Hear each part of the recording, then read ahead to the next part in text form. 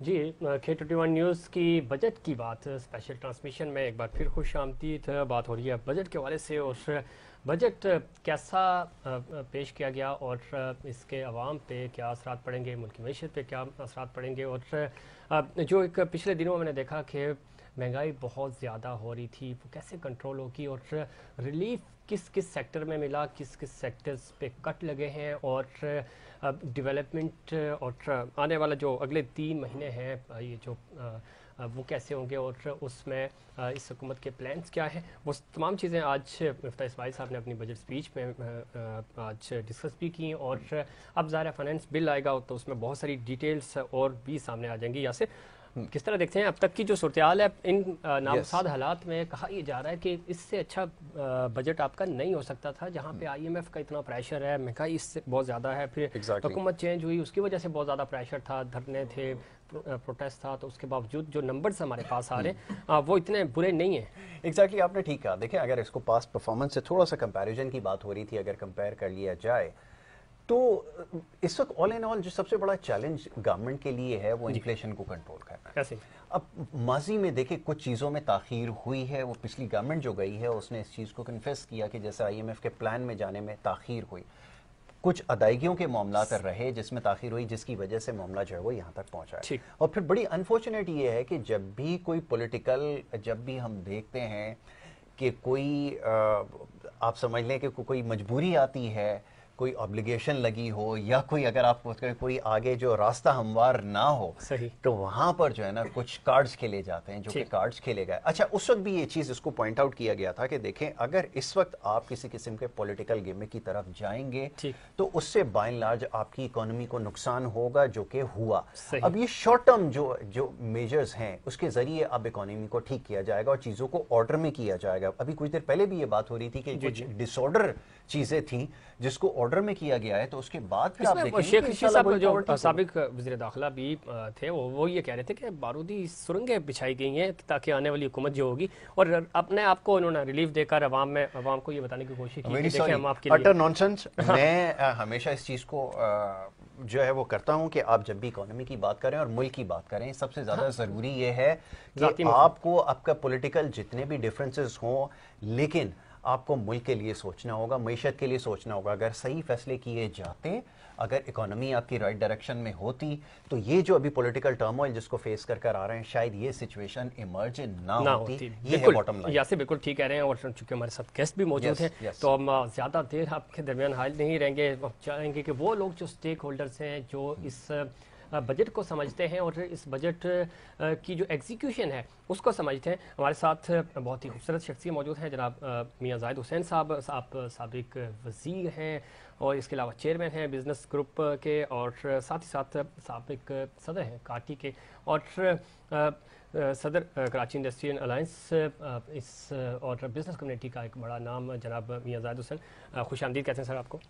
میاں صاحب کس طرح دیکھتے ہیں ایک چیز جو بجٹ پہ تو ہم تھرو آؤٹ آئیں گے، لیکن ایک چیز جو پچھلے کئی دنوں سے بھی ہم ڈسکس کر رہے ہیں اور ڈسکس ہو رہی ہے تمام حلقوں میں، کہ ہمیں اپنے ذاتی مفاد کو پیچھے چھوڑ کر قومی مفاد کا سوچنا ہوگا، ترجیح ہماری قومی مفاد ہیں تاکہ معاشی استحکام آ سکے، کیا کہیں گے آپ؟ جی بالکل، اس میں تو کوئی دو رائے ہے نہیں کہ اگر قوم ہے، ملک ہے تو ہم ہیں، اس لیے کہ اس قوم نے، اس ملک نے ہمیں بڑی عزت دی ہے، اور اسی میں ہم ایک اکائی کی حیثیت سے، ایک فرد جو ہوتا ہے وہ اس میں ایک اکائی کی حیثیت سے اپنا کردار ادا کرتا ہے، اور جب وہ کردار اچھا ادا کرتا ہے تو ملک اچھا ہو جاتا ہے، جو کردار برا ادا کرتا ہے تو ملک برا ہو جاتا ہے۔ تو میں سمجھتا ہوں کہ یہ ملک ہے تو ہم ہیں اور ہماری سب کی عزت ہے، تو یہ بڑی اچھی بات ہے۔ بالکل ٹھیک ہے، اب بجٹ پہ آتے ہیں، بجٹ کو آپ نے کیسا پایا؟ دیکھیں بجٹ جو ہے، جو ہم محسوس کر رہے تھے اور خود حکومت بھی یہ کہہ رہی تھی کہ بجٹ جو ہوگا وہ بڑا سخت ہوگا، ٹھیک، اور جو آج بجٹ انلیش ہوا ہے مجھے یہ محسوس ہو رہا ہے کہ یہ ایک خراب بجٹ نہیں ہے، بلکہ اور مشکل بجٹ بھی غالباً نہیں ہے۔ اصل میں اکانومی اتنی ہماری جو ہے پاکستان کی وہ ڈیفیکلٹ سچویشن میں ہے اور اتنے مشکل فیزز سے گزر رہی ہے، اتنی چیلنجنگ ہے کہ اس کو بجٹ بنانا اور اس طرح کا ایک اچھا بجٹ بنانا ڈیفینیٹلی ایک مشکل کام تھا۔ لیکن اب جب ہم اس بجٹ کو دیکھ رہے ہیں تو میری یہ فرسٹ جو امپریشن ہے اور فرسٹ جو فیلنگ ہے वो ये है कि ये बजट इन्होंने बनाया है कि इसमें जिंदगी के हर शोबे को इन्होंने थोड़ा थोड़ा करके उसको ठीक करने की कोशिश की है। और अभी थोड़ी देर पहले हम जो ब्रेक में बात कर रहे थे तो हमारे यहाँ चीजें बहुत ज्यादा बिखरी हुई थी, शैम्बल्स में थी और अनऑर्गेनाइज थी। अच्छा, पाकिस्तान की इकोनॉमी जो है वो इनबिल्ट उसका बहुत स्ट्रांग है, ये सारे लोग कहते हैं, मैं अकेला नहीं कहता, ठीक। तो वो बहुत रेजिलियंट है, उसकी बहुत पोटेंशियल है, उसमें बहुत काम करने की गुंजाइश है और लोगों को डिलीवर करने की बहुत ज्यादा गुंजाइश है।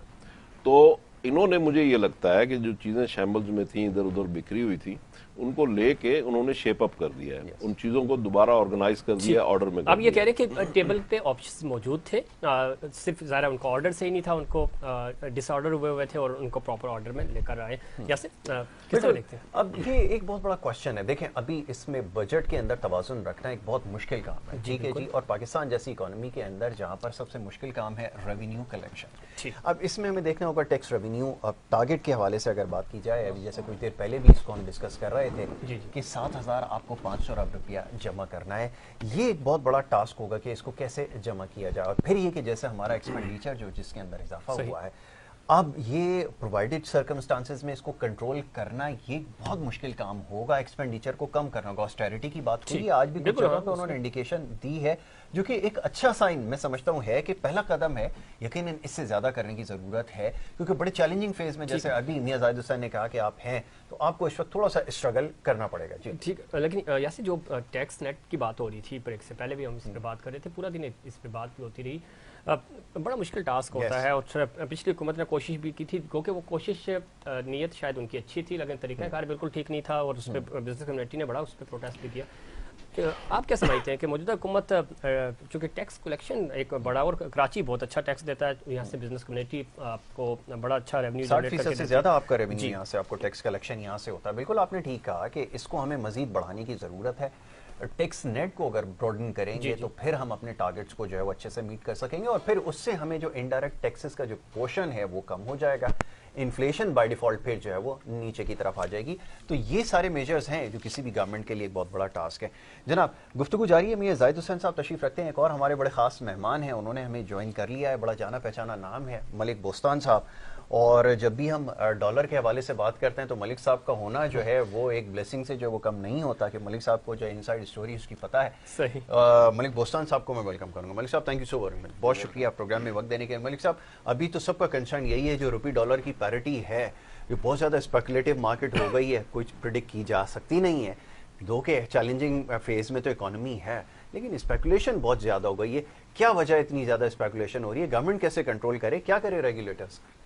रेगुलेटर तो बेबस हो चुके हैं IMF पे आगे, पूरी हुकूमत ही बल्कि पूरी कौम ही बेबस हो चुकी है, यरगमाल हो चुकी है बल्कि। ठीक है, वो असल मसला हमारी अपनी भी नालायकी है, जैसे आप फरमा रहे थे, तो हमने बैकअप बनाया नहीं और वो कर्ज ले लेके खाते रहे। अब कर्ज जब देने वालों ने आंखें दिखाई तो फिर अब हमें याद आएगा हमने क्या करना है। लेकिन फिर भी अभी सबसे बड़ा जो हमारा दर्ज सरी है वो तजारती खसारा है, जो कि लाइफ टाइम हाई बन रहा है, और इसी तरह रुपया भी लाइफ टाइम गिर रहा है, और हमारे रिजर्व जो है सिंगल डिजिट में आ गए हैं, और वो भी हमारे कहने को तो 9 अरब 70 करोड़ डॉलर है, लेकिन उसमें 3 अरब हम काबिल इस्तेमाल है, बाकी तो हमने मांगे तांगे रखे हुए हैं, सारे इस्तेमाल नहीं कर सकते। तो इसकी वजह से जो इंटरनेशनल प्रोड्यूसर कंपनियां थी उन्होंने पाकिस्तानी बैंकों की क्रूड ऑयल की LC पे इनकार कर दिया गारंटी देने से। जी, पाकिस्तानी बैंकों की LC हम एक्सेप्ट नहीं करेंगे, आप जो है उसकी किसी फॉरेन बैंक की गारंटी लेके आए। तो ये पाकिस्तान के लिए एक बहुत बड़ा 98 में हुआ था और अभी अब जाके हुआ। तो जो टेक्निकली हम समझो डिफॉल्ट कर चुके हैं, क्योंकि हमारा जो अभी ये बजट है हमारा, अगर IMF अल्लाह ना करे कोई हमें रेड सिग्नल दिखाते हैं तो हमारे लिए बड़ा मुश्किल फैसला करने का वक्त आ जाएगा, क्योंकि चाइना और सऊदीया ने भी किया है कि ग्रीन सिग्नल IMF देगा तो हम आपको पैसे देंगे। लेकिन चाइना ने, अल्लाह का शुक्र है, अभी जैसे फाइनेंस मिनिस्टर साहब ने कहा है कि 2.5 अरब डॉलर अभी अगले हफ्ते शायद आ जाएं, और जनूबी कोरिया से भी 1 अरब डॉलर का फायदा हुआ है। तो ये इस वक्त पाकिस्तान के लिए बड़ी जो IMF का मैदा है वो लेना बहुत ही ज़्यादा ज़रूरी है, क्योंकि अगर वो फायदा नहीं होता, पूरी दुनिया में IMF के अलावा वर्ल्ड बैंक, एशिया बैंक ने भी कहा है कि हम उसी सूरत में آپ کو اگلی قسطیں دیں گے جب IMF کا سگنل ملے گا. جی تو یہ ملک صاحب بالکل آپ ٹھیک کہہ رہے ہیں، چونکہ IMF کا معاملہ ہی اور یہ بجٹ تھوڑا سا مشکل اسی لیے ہو رہا تھا چونکہ آپ نے پرائسز بڑھانی تھی اور IMF کی جو شرائط ہیں ان کو میٹ کرنا تھا. میاں صاحب کس طرح دیکھتے ہیں جب ہم IMF کی بات کرتے ہیں تو ظاہر ہے پچھلی حکومت جن شرائط پہ گئی تھی، مفتاح اسماعیل صاحب کہہ رہے تھے کہ جی وہ انہوں نے معاہدہ بڑا ٹیکنیکلی غلط کیا، اس دفعہ یہ حکومت اس کو تھوڑا سا بہتر کرنے کی کوشش کر رہی ہے، ابھی بھی ڈیڈ لاک ہے، لیکن آپ کی کیا انسائٹس ہیں؟ ظاہر حکومتی جو لوگ ہیں ان سے آپ کی بات ہوتی ہے، انسائٹس کیا ہیں کہ IMF کے ساتھ معاملات سیٹ ہو جائیں گے؟ اور بزنس کمیونٹی، چونکہ بستان صاحب نے بات کی کروڈ آئل کی، اور جب آئل کی بات کرتے ہیں اس سیکٹر میں بڑا اچھی ایکسپرٹیز ہیں آپ کی، تو چیزیں مینج ہوتی ہوئی آپ کو نظر آ رہی ہیں اگلے 3 مہینے عوام کے لیے، ہمارے ناظرین کے لیے بتائیے گا کہ کیا کوئی پاسبلٹیز ہیں کہ مہنگائی کنٹرول ہو جائے گی یا کم از کم اسموتھ ہو جائیں گی چیزیں اور یہ ملک ترقی کی طرف گامزن ہوگا؟ دیکھیں، میں بڑی عام فہم زبان میں اگر اس کو بتانے کی کوشش کروں عوام کے لیے، تو IMF کو ہم یہ کہہ رہے ہیں کہ میری جیب میں پیسے ڈالو، اور جیب نیچے سے پھٹی ہوئی ہے. IMF کہتا ہے پہلے جیب سی لو پھر میں ڈال دوں گا. ٹھیک ہے، تو ہم تقریباً 50 روپے پر لیٹر پیٹرول اور 80 روپے پر لیٹر ڈیزل اس کے اوپر ہم سبسڈی دے رہے تھے. ان ادر ورڈ ہماری جیب پھٹی ہوئی تھی یا ڈبا بالٹی جو ہے وہ نیچے سے لیک تھی، اوپر سے ہم بول رہے تھے کہ جی اس میں ڈالتے جاؤ پیٹرول. تو IMF نے کہا کہ بھائی پہلے اپنی جیب تو سی لو. تو بات یہ ہے کہ یہ چیزیں جب ہم نے پلگ کر دی ہیں اور اب ہم انہیں نہیں دینی، تو اس کا مطلب یہ ہے کہ اب IMF سے ہمیں ڈیل لینے میں کوئی خاص دشواری نہیں ہوگی. اس کے علاوہ 1-2 اور چیزیں بھی ہیں جس میں وہ کہتے ہیں کہ جی آپ مثال کے طور پہ بجلی پہ لاسز کر رہے ہیں، آپ اسی طریقے سے آپ کے اپنے سک یونٹس ہیں جس میں 600-700 ارب روپیہ جو ہے کارپوریٹ کمپنیز جو ہیں، گورنمنٹ اون کمپنیز ہیں، اس میں لاس کر رہے ہیں. 300 ارب روپے آپ بجلی کی چوری کر رہے ہیں، 300 ارب روپے کے آپ لائن لاسز میں، یعنی 600 ارب روپے آپ وہاں ضائع کر رہے ہیں، وہ کر رہے ہیں. اچھا پھر ایک اور مزے کی بات یہ ہے کہ اس سال اگر آپ دیکھیں نا کہ ہمارا جو ٹریڈ ڈیفیسٹ ہے وہ جو اتنا آل ٹائم ہائی ہمارا جو 45-42 ارب ڈالر کا جو ٹریڈ ڈیفیسٹ ہونے جا رہا ہے، وہ کیوں ہونے جا رہا ہے؟ وہ اس لیے ہونے جا رہا ہے کہ آپ نے 10 ارب ڈالر کی تو آپ نے فوڈ آئٹم منگا لی ہے، 2 ارب ڈالر کی آپ نے کاٹن منگا لی، اور 3-4 ارب ڈالر کی آپ نے گاڑیاں منگوا لی، اور 4.5 ارب ڈالر کی آپ نے فارماسیوٹیکل منگوا لی، 1 ارب ڈالر کی آپ نے چائے منگوا لی.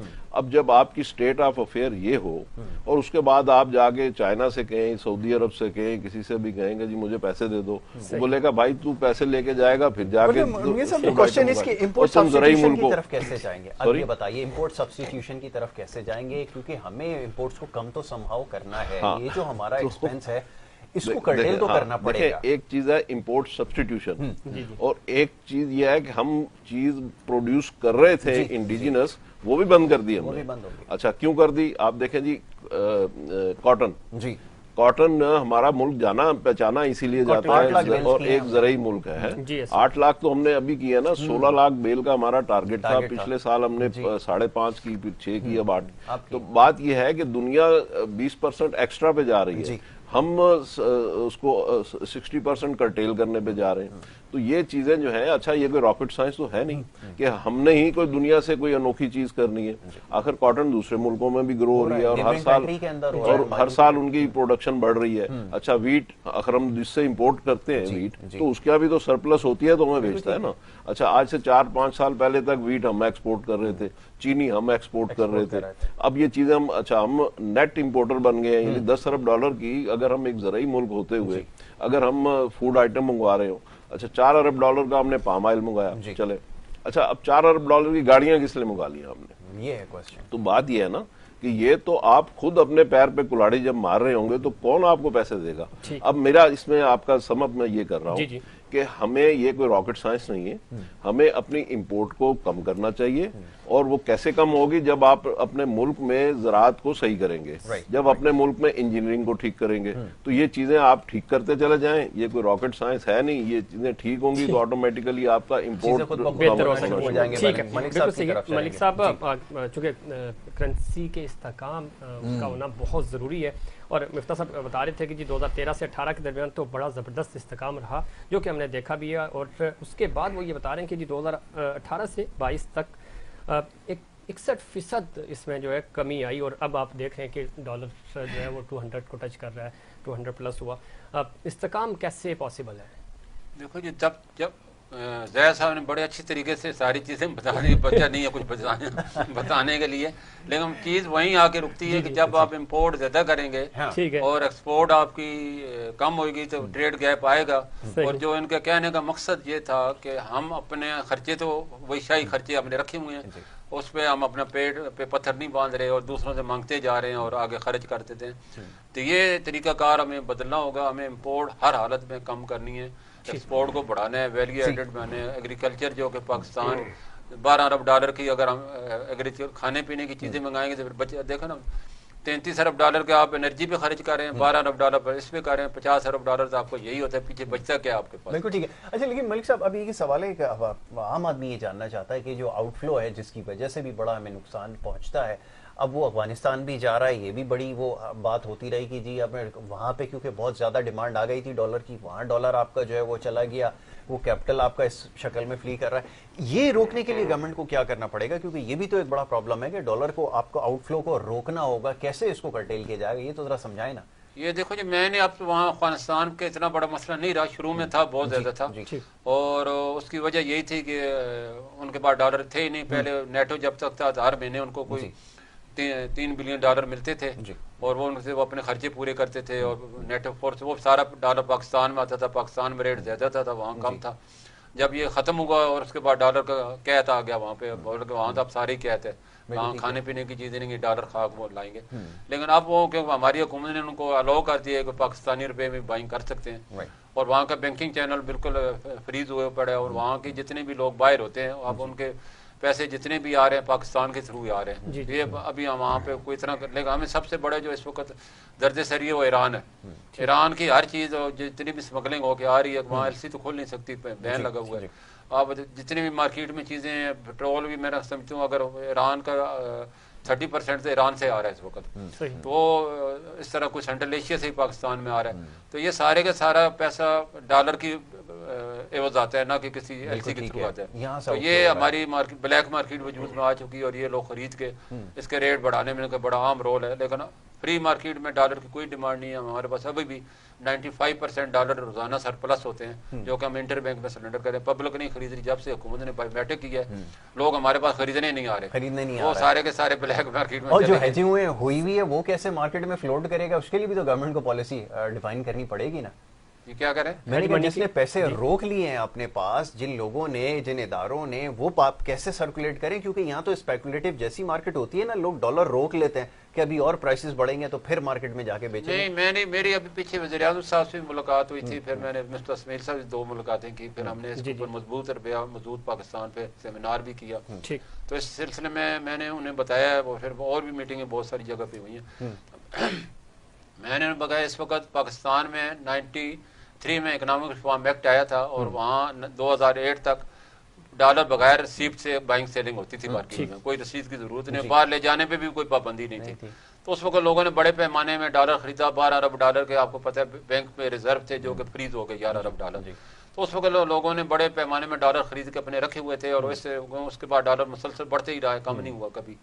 तो वो डॉलर अब लोगों के पास पड़ रहा है, लेकिन अब कानून ये आ गया कोई भी डॉलर किसी भी एक्सचेंज कंपनी को फरोख्त करना है तो उसको ID देना जरूरी हो गया। तो मैंने कहा जो फेटफ का कानून ये कहता है कि 15,000 डॉलर तक आपको ID की जरूरत नहीं, KYC करें। तो आप लोगों को हम प्लेटफॉर्म ही नहीं दे रहे, लोग जो हैं वो मजबूर हैं, वो अपना पैसा अलग इनकैशमेंट कराना चाहते हैं। उन्होंने उस वक्त खरीदा था 50 से 60 रुपए का खरीदा हुआ है, तो वो आप प्रॉफिट टेकिंग करना चाहते हैं। तो मैंने इनसे कहा है, फाइनेंस मिनिस्टर साहब से, गवर्नर साहब से भी कहा है, इसको आप फेटफ के रूल के मुताबिक हम उनसे खरीद सकते हैं। KYC करनी है तो लोग KYC कराने को तैयार है। ID इसलिए नहीं देते कि हमारे FIA और FBR उनको बुला लेती है, फिर उनको तरह तरह के सवाल करते हैं। टेक्निकली बड़ी अच्छी बात की, और इस पे हम चूंकि एक ब्रेक का वक्त हो रहा है और ब्रेक के बाद इस पे डिस्कस भी करेंगे, क्योंकि इसी तरह की टैक्स के वाले से जब बात हुई तो वहाँ पे भी ये इश्यूज आ रहे थे। लोग बैंक में जा रहे हैं तो अगर 50,000 रुपये अपने ही अकाउंट में जमा कराने तो NIC लगेगा। तो ये बहुत सारी टेक्निकल इश्यूज हैं जिसकी वजह से लोग फिर बैंक में या थ्रू प्रॉपर चैनल पैसा भेजना या रिसीव करना पसंद नहीं करते, फिर ब्लैक की तरफ चले जाते हैं। ये टेक्निकल इश्यूज हैं, इस पर बात करेंगे, लेकिन उससे पहले कमर्शियल ब्रेक।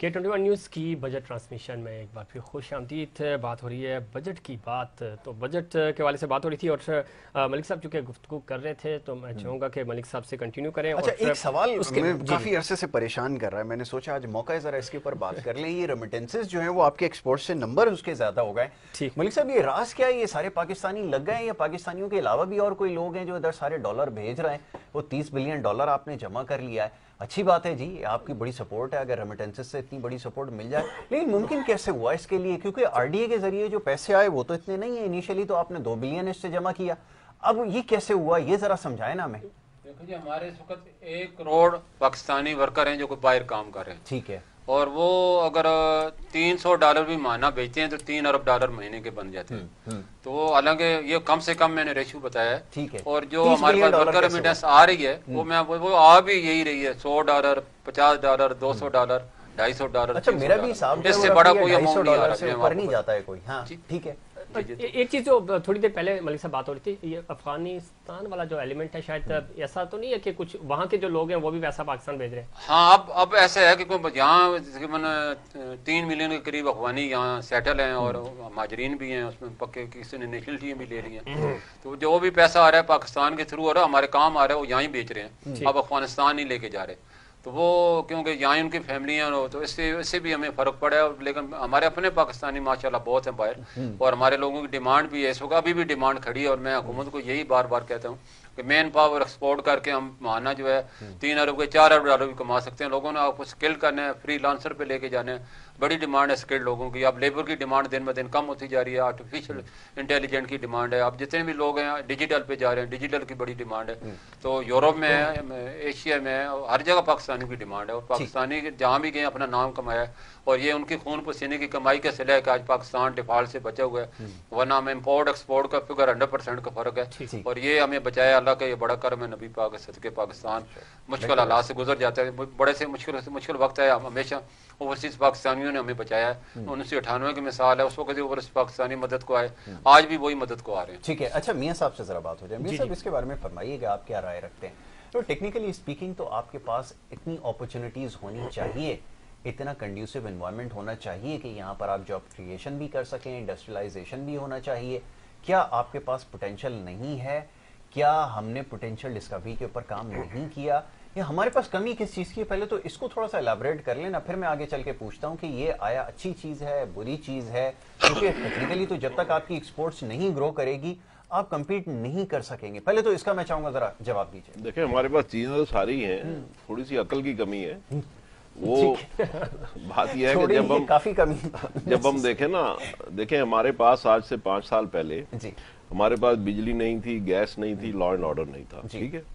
और उस वक्त भी अगर आपको याद हो 18-18 घंटे की लोड शेडिंग हुआ करती थी, और लॉ एंड ऑर्डर आपको पता ही है, ठीक है। अच्छा, अब उसके बाद जो है, अब हमारे पास गैस भी है, बिजली भी है, लॉ एंड ऑर्डर भी है, ठीक है। अब गैस है मगर नहीं है, बिजली है मगर नहीं है, ठीक। वो क्यों नहीं है? जो मैंने कहा, थोड़ी सी अकल की कमी है। वो क्या है कि जी हम गैस मंगाना भूल जाते हैं, या हम बिजली के लिए फ्यूल मंगाना भूल जाते हैं, या ये कि हम क्या करना, जैसे मैंने पहले भी कहा कि हम वो फटी हुई जेब में ऊपर से डालना शुरू कर देते हैं, तो हमने वो सब्सिडी अननेसेसरी देना शुरू कर दी। तो ये जो चीजें हैं, इसकी वजह से ये सारे मसाइल हमारे लिए अराइज होते हैं ना। अब अगर हमने इन चीजों को सही ऑर्गेनाइज किया हो, फॉर एग्जांपल आज हम इंडस्ट्री को प्रॉपर गैस दे दें और प्रॉपर बिजली दे दें, ठीक। अच्छा, और उसमें हमारे यहाँ पिलफरेज ना हो, जैसे कि अभी प्राइम मिनिस्टर ने ये ऐलान किया और आज बजट में भी ये ऐलान हुआ है कि हम इंडस्ट्रियलिस्ट को उसकी कॉस्ट ऑफ डूइंग बिजनेस जो है वो सही करके देंगे और कॉम्पिटिटिव करके देंगे विद द रीजनल प्लेयर्स, और उनको सप्लाई देंगे, और बिजली की लोड शेडिंग इंडस्ट्रियल जोन्स में नहीं होगी। अब ये बताइए कि ये चीजें अगर हम कर दें और इंडस्ट्रियलिस्ट को ये चीजें प्रोवाइड कर दें, तो हमारी एक्सपोर्ट ऑर्गेनाइज हो जाएगी ना, और एक्सपोर्ट हमारी बढ़नी शुरू हो जाएगी। इसलिए कि अब हमारे यहाँ लैंड ऑर्डर का तो है नहीं इशू। अच्छा, दूसरी चीज, अभी डॉलर हमारा जो 200 रुपए का हो गया है, और यकीनन उसकी आवाम को बड़ी मुश्किलात हैं, उसकी वजह से महंगाई हमारे यहाँ दो चंद हो गई है। लेकिन اس کا دوسری طرف بینیفٹ جو ہے اس کو بھی ہمیں اکاؤنٹ فار کرنا چاہیے کہ آج ہمارا ایکسپورٹر جو ہے اگر اس کو تقریباً 50 روپے کے لگ بھگ جو ہے اگر اس کو بینیفٹ مل رہا ہے ایک پچھلے 2-3 سال کے تناسب سے اگر ہم دیکھا جائے، یعنی اگر 150 یا 160 کا اگر ہم پہلے لگا لیں ڈالر اور اب 200 کا لگا لیں تو یہ 40-50 روپے کا جو اس کو گین ملا ہے ایکسپورٹ میں، تو ظاہر ہے کہ اس کو گین ملا ہے نا۔ اچھا لیکن میاں صاحب اگر وہ ویلیو ایڈیشن کی شکل میں ہوتا، ڈونٹ یو تھنک کہ ہمارے نمبر جو ہے وہ ڈبل ہو سکتے تھے؟ یہ بھی تو ایک چیز، میں اسی طرف آ رہا ہوں۔ دیکھیں ویلیو ایڈیشن بھی تب ہوگی نا جب آپ کام کریں گے۔ پہلی بات تو یہ ہے کہ آپ کام تو کریں۔ اچھا آپ کام کرنے کے لیے میں نے کہا کہ پانی، بجلی، گیس، اس چیزیں آپ اس کو دیں گے تو پھر ایکسپورٹ بھی ہوگی، ایکسپورٹ ہوگی تو پھر اس کی ویلیو ایڈیشن بھی ہوگی۔ یہ تو ساری چیزیں پھر ایک چین ہے نا، تو اس کے مطابق چلتی ہیں۔ اب میں یہ سمجھتا ہوں کہ اب 200 روپے کے ڈالر کی موجودگی میں آپ کو نمبر ایک تو آپ کی ایکسپورٹس بڑھیں گی۔ ابھی آپ کی جو اس سال کوئی 30-32 ارب ڈالر کی ایکسپورٹس ہوئی ہیں اور اگلے سال انہوں نے 37 ارب ڈالر کا ٹارگٹ رکھا ہے، تو اسی لیے رکھا ہے۔ دوسری بات یہ کہ آپ کو جو ہے اب یہ فورن ریمیٹنس جو ہے یہ بھی 200 ارب روپے کا ڈالر ہونے کی وجہ سے آپ کی فورن ریمیٹنس جو اس سال شاید 31-31.5 ارب ڈالر کی ہیں، لیکن اگلے سال یہ بھی 35 ارب ڈالر ہوں گی۔ تو آپ کو ان دونوں مدوں میں، یعنی آپ کو ایکسپورٹ اور فورن ریمیٹنس، ان دونوں مدوں میں ملا کے کوئی 7-8 ارب ڈالر ایکسس ملیں گے۔ اور دوسری طرف آپ اپنی امپورٹ کو اگر کرٹیل کریں گے 10-12 ارب ڈالر تو یہ چیزیں آپ کی سرپلس میں چلی جائیں گی۔ لیکن بیلنس میں سب کیسے ہوگا؟ ڈیٹ لائبلٹیز بھی تو آپ کی بڑھتی جا رہی ہیں۔ ہاں، میں ادھر دیکھیں ایکسٹرنل ڈیٹ آپ کے اوپر بہت زیادہ، تو اگلے یہی تو چیز ہے کہ آپ نے اپنی فائنانشل مینجمنٹ اگر ٹھیک کر لی تو پھر آپ کو IMF کی سرٹیفکیشن بھی مل جائے گی، اور ساتھ ساتھ پھر آپ نے جو قرضے رول اوور کرنے ہیں، جو تقریباً ڈیٹ سروسنگ آپ نے 21 ارب ڈالر کی کرنی ہے، تو وہ بھی آپ کی چیزیں ٹھیک ہونی شروع ہو جائیں گی۔ بات یہ ہے کہ آپ نے پہلی اینٹ صحیح رکھنی ہے۔ جب پہلی اینٹ آپ صحیح رکھیں گے تو اگلی اینٹیں جو ہیں وہ خود بخود صحیح ہونی شروع ہو جائیں گی۔ تو اب اس وقت جو میں سمجھتا ہوں کہ 200 ارب روپے کا ڈالر ہونے سے عوام کے لیے مہنگائی تو ہوئی، لیکن اس مہنگائی کو بھی ایڈریس کرنے کا سسٹم ہمارے پاس موجود ہے۔ کوئی ایسی چیز ہے نہیں دنیا میں جس کا حل موجود نہ ہو۔ اس کا حل کیا ہے؟ Targeted subsidy.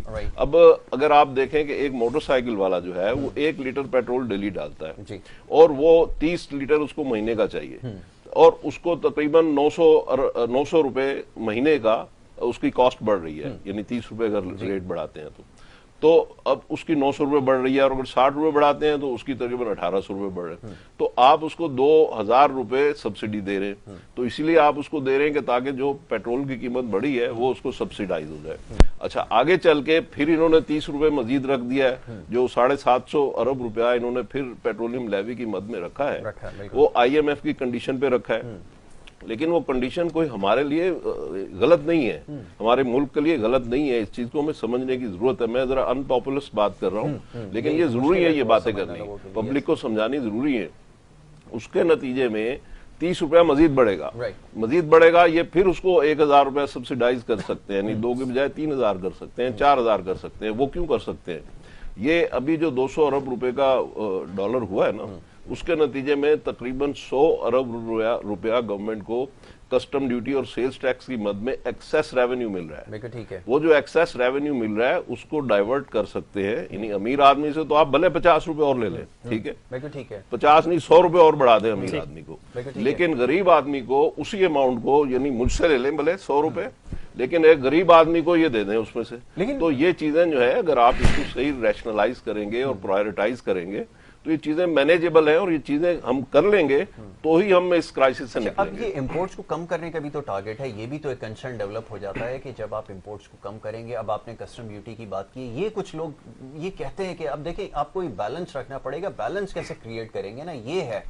اس کے اوپر چاہوں گا ذرا ملک صاحب بھی کمنٹ کر دیں، پہلے آپ اس کے بارے میں کچھ کہہ دیجیے۔ دیکھیں آپ نے امپورٹ تو وہ آئٹم جیسے 4 ارب روپے کی گاڑیاں منگا لی، یہاں پر اچھا پھر امپورٹ سبسٹیٹیوشن میں آپ فارماسیوٹیکل میں اگر آپ یہاں کی انڈسٹری کو پروموٹ کریں تو آپ کی 4 ارب ڈالر کی آپ نے جو فارماسیوٹیکل منگا لی اس کو آپ کور کر سکتے ہیں۔ پھر آپ اگر اپنے یہاں ایگریکلچر کو ٹھیک کریں گے تو آپ کے فوڈ آئٹمس کی کم ہو جائے گی، کاٹن کو ٹھیک کریں گے تو کاٹن کی امپورٹ نہیں ہوگی۔ تو 10-12 ارب ڈالر کی آپ امپورٹ کرٹیل بڑی آسانی سے کر سکتے ہیں اپنی مینجمنٹ درست کر کے، وہ کوئی ایسا کوئی ڈیفیکلٹ کام نہیں ہوگا۔ اور اس کے نتیجے میں وہ جو آپ ادھر سے کرٹیل کریں گے تو ملک میں روزگار ہی بڑھے گا نا. اگر آپ ایگریکلچر بڑھائیں گے تو لوگوں کو ایگریکلچر میں روزگار ملے گا نا. اگر آپ فارماسیوٹیکل کو سبسٹیوٹ کریں گے تو یہاں کی فارماسیوٹیکل انڈسٹری کو اس کا کاروبار ملے گا. اگر آپ گاڑیاں نہیں باہر سے منگوائیں گے تیار گاڑیاں تو یہاں کی جو ہماری آٹو انڈسٹری ہے اس کو بزنس ملے گا. تو ہمیں چاہیے کہ ہم ان چیزوں کی ترجیحات کو درست کرتے چلے جائیں تو انشاءاللہ یہ ہماری چیزیں بھی ٹھیک ہوں گی, ہماری ایکسپورٹ بھی بڑھے گی اور ہماری امپورٹ بھی کم ہوگی اور ہماری فارن ریمیٹنس بھی بڑھے گی. ٹوٹل گیپ جو ہے نا ہمارا وہ تقریباً 12-15 ارب ڈالر کا ہے جو گیپ ہے. ٹھیک ہے. اچھا, اب اس گیپ کو یہ 3-4 میتھڈ ہیں کہ اس کو ہم نے ہینڈل کرنا ہے.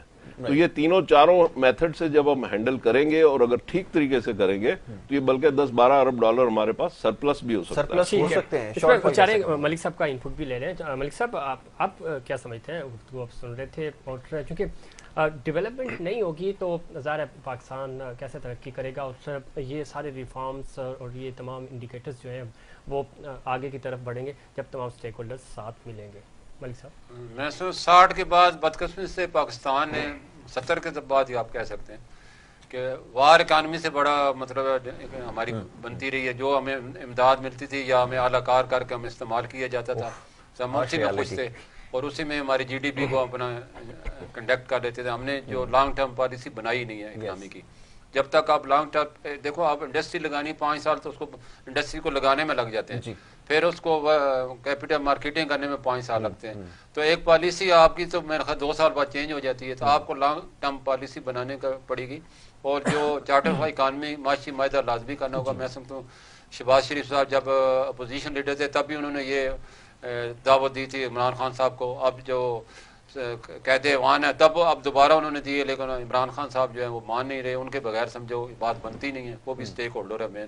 تو اب اس وقت حکومت کو چاہیے جو تمام سیاسی جتنی بھی جماعتیں ہیں چارٹر آف اکانومی کی طرف آئیں اور پاکستان میں تبھی لوگ آ کے انویسٹمنٹ کریں گے, لانگ پالیسیاں بنائیں گے. ورنہ اگر ایک حکومت کے ساتھ پالیسی ختم ہو جاتی ہے تو کوئی بھی یہاں انویسٹمنٹ نہیں کرے گا. بالکل ٹھیک ہے. لیکن ملک صاحب شدت پسندی, چاہے وہ معاشی شدت پسندی ہو, سیاسی ہو یا سوشل ہو, اب اس کا خاتمہ ضروری ہے. جس طرف آپ اشارہ بھی کر رہے تھے, اب یہ کہا یہ جا رہا ہے کہ تمام نیشنل ڈائلاگ کی طرف جانا چاہیے. تو اس پہ آپ کا انپٹ کیا ہے, آپ کیا سمجھتے ہیں؟ وسیع تر مفاد میں ہمیں اپنے چھوٹے چھوٹے مفاد بھول کر قوم کا سوچنا چاہیے, ملک کا سوچنا چاہیے. میں سمجھوں لوگ تو ملک کے لیے کہتے ہیں جانیں قربان کرتے ہیں, ہم اپنے اختلاف قربان نہیں کر سکتے. ہمیں کرنا چاہیے. عمران خان صاحب پہ پوری قوم کی امیدیں ہیں, ان کے بغیر میں نے کہا نا کام بنتا نہیں ہے. تو ان کو بٹھانا اس وقت ضروری ہے اور حکومت پوری کوشش کری ان کو منا لے. اللہ کرے وہ مان جائے. انہوں نے اپوزیشن میں نہیں وہ چلے گئے. اس کے لیے ضروری ہے نا ملک صاحب کہ دیکھیں ابھی ساری پولیٹیکل پارٹیز ایک پیج پر ہیں. دیکھیں ابھی یہ بڑا سیریس ایک میٹر بن چکا ہے کہ اگر آپ کسی کنسنٹ کے ساتھ میوچل اگر فیصلہ نہیں کریں گے تو پھر سچویشن اور زیادہ ورسٹ ہو جائے گی. اب یہ جو پولیٹیکل ٹرموائل آیا اس میں سب سے بڑی وجہ یہ تھی کہ آپ نے کسی ڈائلاگ کی طرف نہیں گئے. انفارچونیٹ بڑی رہی ہے, اگر آپ اپوزیشن کے ساتھ ڈائلاگ کرتے اور اگر ان کو کمتر نہ سمجھتے تو یقیناً اس وقت جو ہماری اکانومی ہے وہ کسی اور فیز میں داخل ہو چکی ہوتی. خیر یہ تو اب ایک چیز اور بھی ہے نا کہ اگر خان صاحب تھوڑا سا ہی لچک کا مظاہرہ کرتے تو شاید وہ حکومت کر رہے ہوتے. میں اس کے بارے یہ کہوں گا کہ عمران صاحب جب سے آئے ہیں ایک ہی نعرہ لگا رہے تھے راستے مدینہ میں بنا کے دکھاؤں گا, تو وہ تو نہیں بن سکی. لیکن میں سمجھتا ہوں شہباز شریف صاحب فتح مکہ کا نعرہ لگا دیں اور وہ والی دشمنوں کو معاف کرنے والے جو نعرہ ہے وہ سب سے کامیاب ہے دنیا میں. جس ملک نے اپنایا وہ کامیاب ہے. ابراہیم لنکن دیکھ رہے ہیں امریکہ کو کہاں سے کام پہنچا دیا, یہی مطلب ہے کہ کہاں سے کام پہنچا دیا. تو اگر ہماری شہباز شریف صاحب اس طرح محنت جاری رکھیں گے تو انشاءاللہ ملک کی خاطر عمران خان صاحب آج میں جو ایک بیان پڑھا تھا وہ ثناء اللہ صاحب کا انہوں نے دیا, بڑا اچھا بیان دیا کہ میں الیکشن کی بھی بات ہو سکتی ہے. یہ مطلب ایک قدم انہوں نے بڑھایا تھا, عمران خان صاحب کو بھی قدم بڑھا کے بیٹھ جانا چاہیے. وسیع تر مفاد میں. چونکہ وقت کا میں 5 منٹ رہ گئے ہمارے پاس. یہ سب ڈیولپمنٹ سیکٹر کی جب ہم بات کرتے ہیں انفراسٹرکچر کی حوالے سے بات ہو رہی ہے, خاص طور پہ سی پیک کے تحت انفراسٹرکچر اقتصادی زونز کے منصوبوں میں تیزی لا کر قومی ترقی کی رفتار بڑھانے, برآمدات میں اضافہ کرنے پر خاص طور پہ توجہ دی جائے گی. میں ایک یہ اس پہ بات کر لوں گریٹ ڈائلاگ کے اوپر مختصراً. بات یہ ہے جی کہ گریٹ ڈائلاگ ہونا چاہیے, سب کو مل بیٹھنا چاہیے, چارٹر آف اکانومی ہونا چاہیے, ٹھیک. لیکن بات یہ ہے کہ یہ بڑی آئیڈیلسٹک بات ہے. یہ ہو جائے تو بڑی اچھی بات ہے, نہ ہو تو ذمہ داری کس کی ہے ذمہ داری تو جو گورنمنٹ آف دا ڈے ہے یہ اس کی ذمہ داری ہے کہ وہ ملک کے لیے مسائل کو حل کرے اور ملک کو آگے لے کے چلے، اور یہ 13 جماعتیں جو بھی ہیں تو یہ مل جل کے کام کرے، اور میں سمجھتا ہوں کہ عمران خان صاحب کو بھی ساتھ دینا چاہیے، لیکن اگر نہ بھی ہو تو پھر ان کو آگے بڑھنا چاہیے، اور بڑھنے کے لیے ان کو پاتھ ملنا چاہیے۔ باقی رہ گئی بات یہ جو آپ نے کی انفراسٹرکچر کی، تو 9 اکنامک زون بننے تھے سی پیک کے تحت، جس میں سے ایک پہ بھی کام نہیں ہوا، 4-5 پہ جزوی کام ہوا ہے، 4-5 پہ نہیں ہوا، تو لیکن یہ کہ ان کو کمپلیٹ کرنا چاہیے، اور ان کا مین آئیڈیا یہ تھا کہ وہاں پہ سن سیٹ انڈسٹری جو چائنا کی ہے وہ وہاں پہ آ کے انسٹال ہو، اور جو وہاں پہ ان کمپیٹیٹیو ہو گئی ہے چائنا میں تو وہ یہاں پہ لگائی جائے، تو اس کے نتیجے میں ہماری ایکسپورٹس بھی بڑھنی تھی، ہمارا ریونیو بھی بڑھنا تھا، اور ہمارا جی ڈی پی 2% بڑھنا تھا، تو وہ چیزیں جو ہیں وہ بھی ابنڈن ہو گئی، اور وہ ہم نے اس کو بیک برنر پہ ڈال دیا۔ اب میں یہ سمجھتا ہوں کہ یہ جو گورنمنٹ نے اتنا آپ کو ہائی ہوپ بجٹ دے دیا ہے نا، اس میں مین ایک انگریڈینٹ یہ بھی ہے کہ گورنمنٹ اس کو سی پیک کو اب لے کے آئے گی اور بہت تیزی سے اس کو آگے بڑھائیں گے، اور مجھے یہ لگتا ہے کہ یہ جو اس وقت تقریباً 62 ارب ڈالر پہ کیپ ہو گیا ہے سی پیک، مجھے لگتا ہے کہ آنے والے دنوں میں یہ شاید 100, 150, 200 ارب ڈالر پہ جائے گا، اور فارن انویسٹمنٹ آئے گی، اور اس سے آپ کا انفراسٹرکچر اور بہتر ہوگا، آپ کی ریلوے بہتر ہوگی، آپ کی سرکولر ریلوے بہتر ہوگی، آپ کی ٹرانسپورٹیشن بہتر ہوگی، اور یہ جو ہے آپ کے جو گوادر پورٹ بہتر ہوگی، اور یہ اکنامک زون بہتر ہوں گے، تو اس کے نتیجے میں ایک نیا جال بچھے گا۔ اگر آپ اس کو سی پیک کو جغرافیکلی دیکھیں تو اس میں پاکستان کے تمام امپورٹنٹ شہر جو ہیں وہ کنیکٹ کیے گئے، اور اس کا مقصد یہ ہے کہ ان کی جو مصنوعات ہیں یا ان کی جو کراپس ہیں وہ انڈسٹری تک پہنچ سکیں سڑک کے راستے۔ یہ ایک بڑا گریٹ آئیڈیا ہے، اور اس آئیڈیا کو ہم نے صحیح طریقے سے عمل نہیں کر پائے، لیکن مجھے لگتا ہے کہ ابھی انشاءاللہ اس پہ عمل ہوگا، کنسیو کیا جائے گا۔ That is very important. Malik صاحب، آخری کمنٹ چاہیے بجٹ کے حوالے سے، ساری ڈسکشن ہو چکی ہے، لیکن سوال آج بھی وہی ہے کہ یہ ڈالر کہاں سے آئیں گے، کہاں سے آئیں گے؟ ملک صاحب نے رکھے ہوں گے کوئی؟ نہیں، ڈالر انشاءاللہ بہت آئیں گے، اور آپ سنبھال نہیں سکیں گے۔ جیسے میاں صاحب نے کہا سی پیک ہمارا بہت گیم چینجر ہے، اور یہی ڈالر لے کے آئے گا، اسی کو ہم نے کامیاب بنانا ہے۔ اور میں سمجھ شہباز شریف کے بارے میں مشہور ہے، جن نہ خود سوتا ہے نہ کسی کو سونے دیتا ہے، تو اس نے جتنے بھی پہلے پروجیکٹ ہیں اس نے 4 بجے صبح اٹھ کے آ جاتا ہے، اور یہ یقین کرنے والی بات ہے کہ وہ اس کو جاری کرے گا اور کمپلیٹ بھی کرے گا۔ اگر یہ کمپلیٹ ہو جاتے ہیں تو پاکستان کی قسمت چینج ہوگی، اور پاکستان میں ایک امپورٹنٹ بات کرنی ہے جی صاحب، وہ یہ ہے کہ 30% آئل جو ہمیں رشیا سے سستا ملنا ہے، میں سمجھتا ہوں کہ سارے پاکستان کو حماد اظہر صاحب کے پاؤں پکڑنے چاہیے کہ وہ رشیا جا کے تیل لے آئیں 30%۔ جانے میں کیا پرابلم؟ سر لوگوں کو بھی شکر ہے خدا کا پتہ چل گیا ہے کہ ایکچولی کیا ہے، ایسی کوئی بات نہیں ہے۔ وہ تیل جو ادھر لے کر آنا تھا نا، اس کی ریفائنری آپ کے اگر حماد اظہر جا سکتے ہیں لا سکتے ہیں تو انہیں بھیجنا چاہیے۔ میں ڈھونڈ رہا ہوں حماد کو، مجھے مل جائے، میں سوال اس سے کرنا تھا کہ کون سی ریفائنری ہے جس میں وہ تیل جو ہے، یہاں ریفائنری نہیں ہے لیکن لگا لیں گے اگر تیل سستا ملتا ہے تو۔ ادھر سمندر سے بھی تیل نکال رہے تھے لیکن وہ پانی نکل گیا، تیل تو خیر نہیں نکلا۔ لاسٹ میاں صاحب آخری کیا پیغام دینا چاہیں گے اس گھٹن زدہ ماحول میں؟ میں یہ سمجھتا ہوں کہ عمران خان پاکستان کے ہیرو تھے اور ہیرو بن سکتے ہیں آئندہ بھی، ٹھیک؟ ان کو چاہیے کہ سب کے ساتھ مل بیٹھیں، اور یہ چور چور چور چور والی بات خدا کے واسطے نہ کریں۔ ہمارے ملک میں بڑی پولرائزیشن ہو چکی ہے، اور مل کے کام کریں۔ میں ان کی تائید کرتا ہوں، عمران خان بہت بڑے لیڈر ہیں، اور پاکستان کی پوری قوم ان سے محبت بھی کرتی ہے، اور پوری اس وقت سیاسی استحکام کے بغیر معاشی استحکام نہیں ہو سکتا۔ وہ ایک بڑے اسٹیک ہولڈر ہیں، ان کو مل بیٹھ کے ملک کی خاطر بیٹھنا چاہیے، اور معاشیت پہ سیاست نہیں کرنی چاہیے، معاشی حالات پہ سیاست نہیں ہونی چاہیے۔ ملک صاحب بہت شکریہ آپ کا، جناب میاں زاہد صاحب آپ کا بھی بہت شکریہ۔ وقت ہوا ایک بریک کا، بریک کے بعد دوبارہ حاضر ہوں گے، بجٹ کی بات بالکل ہوگی، مہمان چینج ہوں گے، اور نئے جذبے کے ساتھ دوبارہ آپ کی خدمت میں حاضر ہوں۔